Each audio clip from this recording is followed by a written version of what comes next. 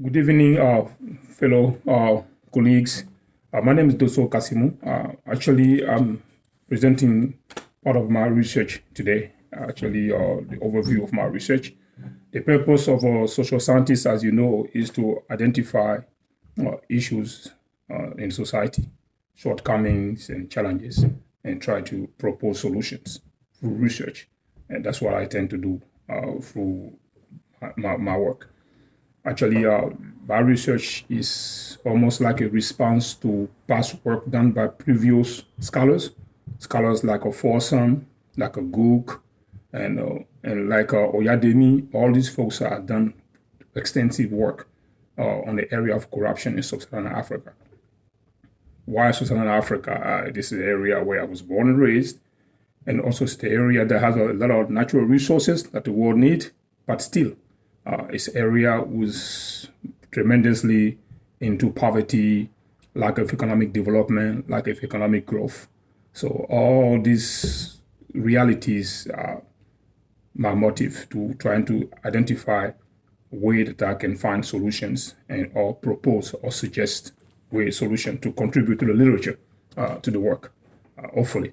So basically, I intend to seek to research the root causes of corruption in the region of Sub-Saharan Africa.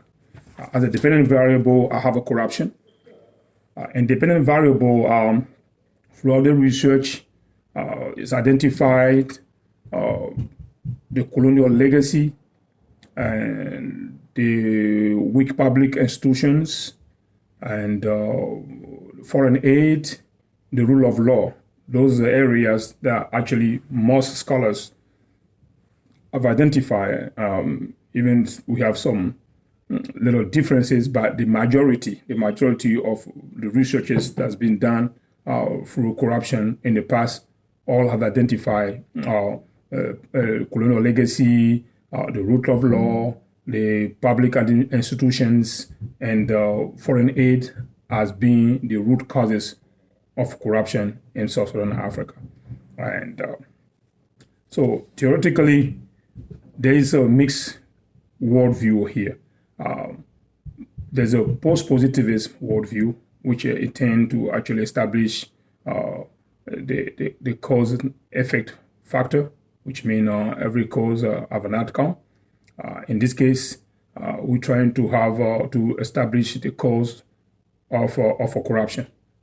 In terms of causal factor. Also, in addition to that, you also have the constructivism view, which intend to look at the society, the culture, and the history of the people, the way they live. And when you take the area of Sub-Saharan Africa, for example, it becomes very interesting, but because the colonial legacy, for example, that's a history. Until now, most of the country in Sub-Saharan Africa identify with the culture of the colonizers, especially the language. For example, those that were colonized by the French speak French, those that were colonized by the by the British speak English. So, and most of the scholars are basing all these realities as being part of the root causes of corruption in the region. So most of the hypotheses basically are very interesting ones, right?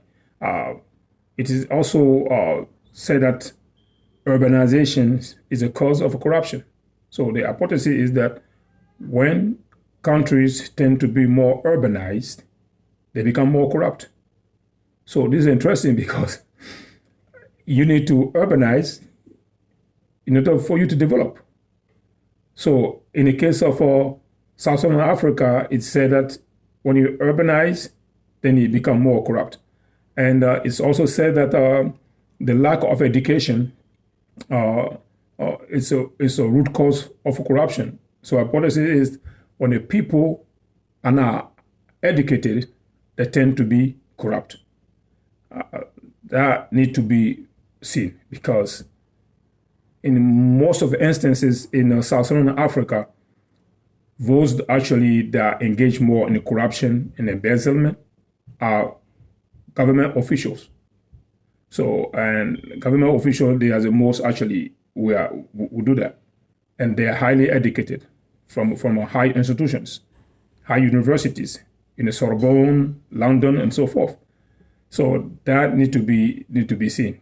More testing to be done in this area. That's why I try to really involve more in this literature. I'm passionate about it because I want to look at different causes of corruption than just those hypotheses, like lack of democracy, for example. Okay, being like one of the causes of corruption. So the hypothesis is when people live in an area where there's no democracy, then they tend to be corrupt. But the rule of law is also reinforced by the same institutions. So more work needs to be done. So in this area, so measurement and the conceptualizations. As you know, the Mills method is very important, but throughout the research, most of the findings and to measure them, we didn't apply the Mills method.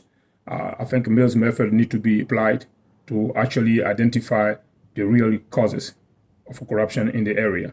So which means that we need to bring a table, draft a table, creating a table according to the Mills method of a dependent and independent variable, and then see what dependent variable are shared by all the cases with the same dependent variable.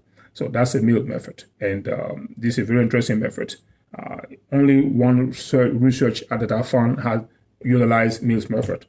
Most of them has done through generalization and the data through graphs, tables, and charts, observations. Observation is very important because it establishes actually the causal factor. It's almost like an illustration of the hypothesis. So it's very important to do more observation. So most of the observations that I noticed throughout the research are not in depth, right? And when you say, for example, that when folks are educated, then they tend not to be too corrupt. That's, for me, it's a little bit weak, right? And so when you observe 840 people out of 42 countries, like was done by one of the scholars, like a Cook, he identified, he observed 840 people out of the 42 countries in Southern Africa in order for him to establish the cause of corruption.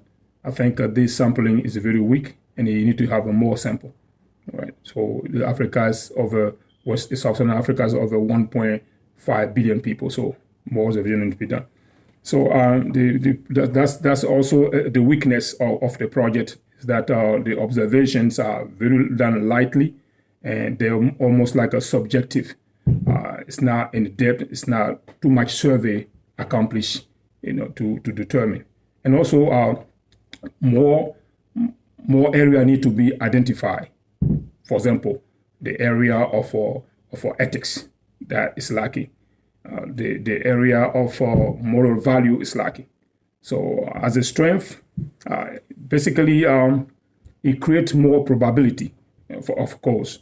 Most of these areas that's identified, like a historical factor, the rule of law, those are pretty much a strong probability for cause. But I think more area need to be looked at. So my contribution here is to seek to look area of moral value. Moral value is very important. Cultural value, and then a Christian value, and see if morality can also be a cause of corruption. To which extent moral value has to do with corruption. So those are the areas I want to also look and see, hopefully, I can contribute throughout the research. As you know, as a Christian value, God doesn't like corruption, and wherever corruption is, there's no progress. So I believe that with Almighty, we will try to find solution to this plight, and then hopefully this area of the world. God bless you all. I want to thank you so much for listening to my project, and I look forward to your comments. I look forward to your questions, and hopefully help me improve through my research. This is my passion, to make sure people have a better life in those areas through literature. Thank you so much.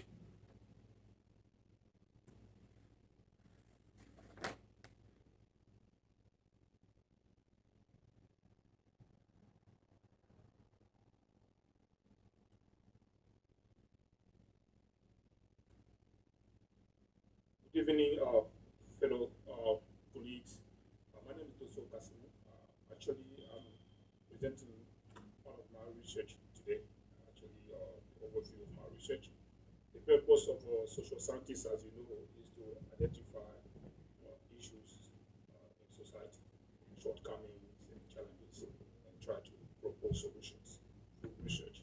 And that's what I tend to do through my work. Actually, my research is almost like a response to